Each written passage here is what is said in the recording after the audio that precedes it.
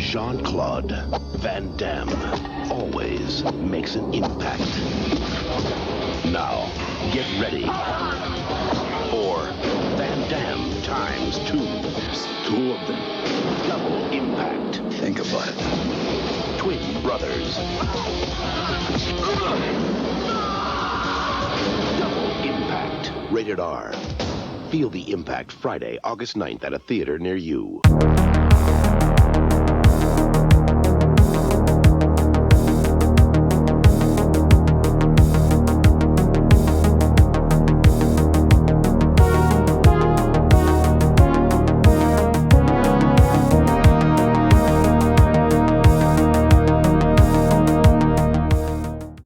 What's up, everybody, and welcome back to Beyond the Gray Media. This is Josh here, checking in on you out there in YouTube. Happy Tuesday to you. I hope that however you found me, you're doing well, you're doing great. It's great to see you. Welcome in. We are back on some action stuff. And before we get into it, go back and wish my buddy Frank's Media and Reviews a wonderful happy birthday. Check out his best action tier list. We did like kind of a March Madness thing with the great Pizzal and Let's Talk Entertainment. Great video from last night. Had a ton of fun. And of course, we are talking tonight about 88 Films' brand new 4K release. Double the action, double the fun, double the Van Damage, if you will, with 88 Films, double impact. And we're talking about Jean-Claude Van Damme. This is brand new. This thing looks stupid good.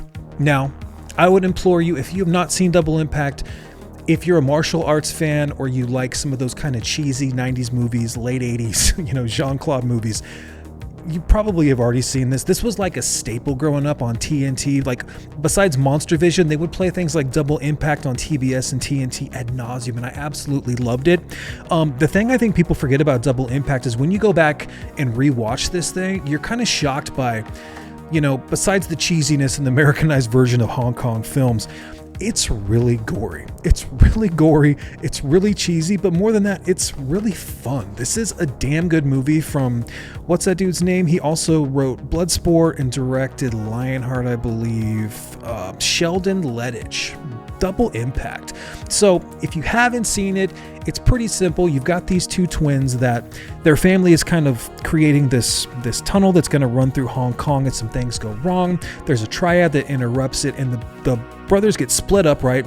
One goes to America and one goes to Hong Kong as their parents are murdered violently, viciously, and it's actually pretty damn brutal to watch. And I just forget how intense of a movie this is when I was watching it on 4K. I was like, oh, this is bloody as shit, man.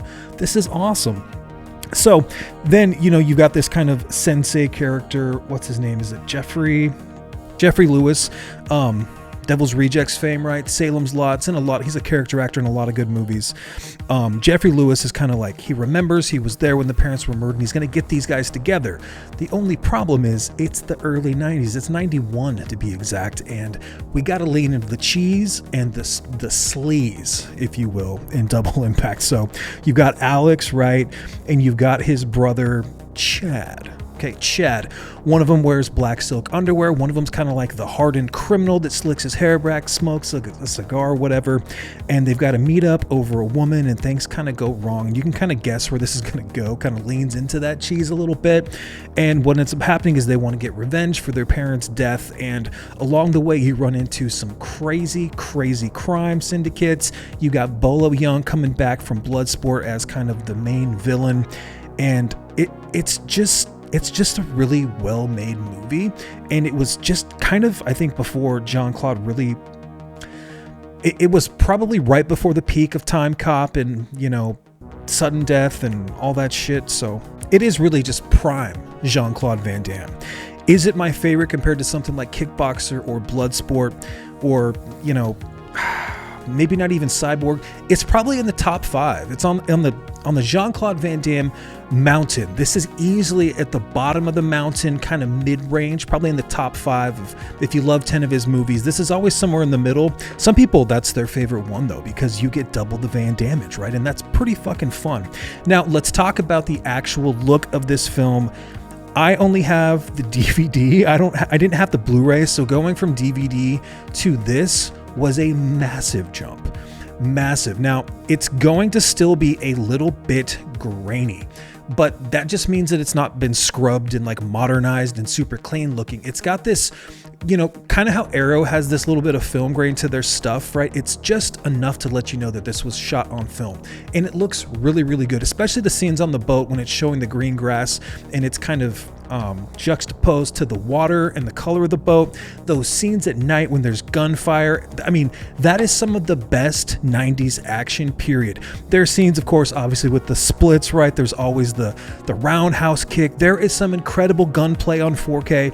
I would say that if you've seen Bloodsport, the 4K that came out overseas, it's almost as good as that. It is a very, very good transfer because it's the original camera negative. It's just needing a little bit more audio, I would say, because a lot of people are saying, oh yeah, no, like the vocals when you're listening to it, the audio mix, like it's really, really, it's perfect, it's great, but I feel like it's a little bit quiet. And then when you get to the gunfighting and kind of like even the martial arts stuff, it's just super loud. So it's DTS HD, right? If this was Dolby Atmos, this would be a killer release. But the fact that this has Dolby Vision compared to the MVD outshines that, you know, maybe audio issue. If you're an audio guy, you know, some people prefer audio over video. I feel like that's kind of hard to do. I feel like you want the movie to look better than the audio, and at least with this one, that's definitely the case. I know for a lot of people with MVD, you get the poster, but you don't get the Dolby Vision. You don't get that crystal clear picture with just a little bit of film grain left inside. Other good news about this release, man, is it does have all of the special features from other releases, right? From MVD and 88 Films Blu-ray, and there's so many things that have been just transferred over. There's hours and hours and hours and hours of, you know, deleted scenes which aren't like upscaled or anything, so be wary of that. There's like a commentary, there's an hour documentary, another hour documentary.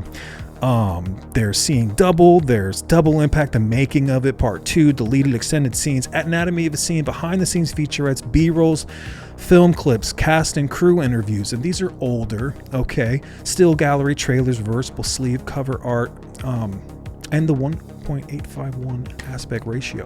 What's on the inside, you're asking? Well, let me show you. It's nothing but the greatest Jean-Claude stills. There's not a lot of write-ups in here at all, but it does have some, if you're a fan of Jean-Claude and you were just kind of looking for behind the scenes photos of the man, the myth, the dam, you get a lot of that. Now, I kind of would have loved just to get a couple of write-ups, right? But they still, it's really well done. You know, you get reversible cover art. I prefer the actual original OG cover compared to the new one, but it's cool that they give you the option at least with 88 Films.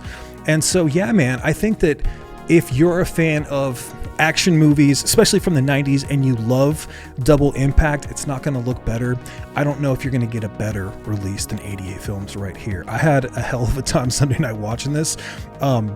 You know, and you just forget, yeah, like I said, how gory it is and how stylized it is. It's not as something as brutal as something like Cobra or some of those kind of like mob action films, but it does have a pretty dark undertone for most of it, with just enough of that Kraft Singles cheese that you get from Van Damme to make it fun, to make it accessible, and to make it just have a lot of rewatch value.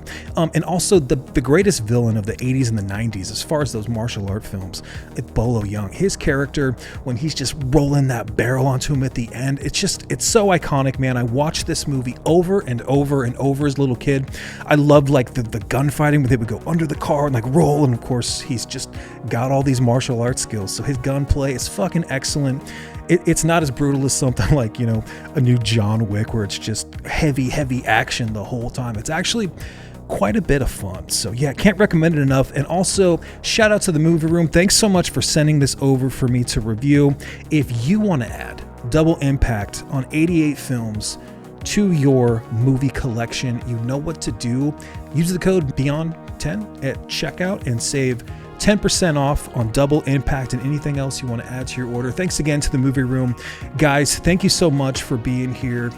Lots more stuff coming up. We're going to cover Bloodsport, just a little spoiler. And then I do have like 4 or 5 horror movies that I've watched in the last week that I can't wait to get into, including movies that I have a hard time recommending to people that are just brutal and a little bit kind of creature feature, a little bit just they just don't feel right. You feel like you want to take a shower afterwards. I got a couple of those to come out. Some of them from the early 80s, some of them having to do with beasts, if you know what I'm talking about. Until next time, take care.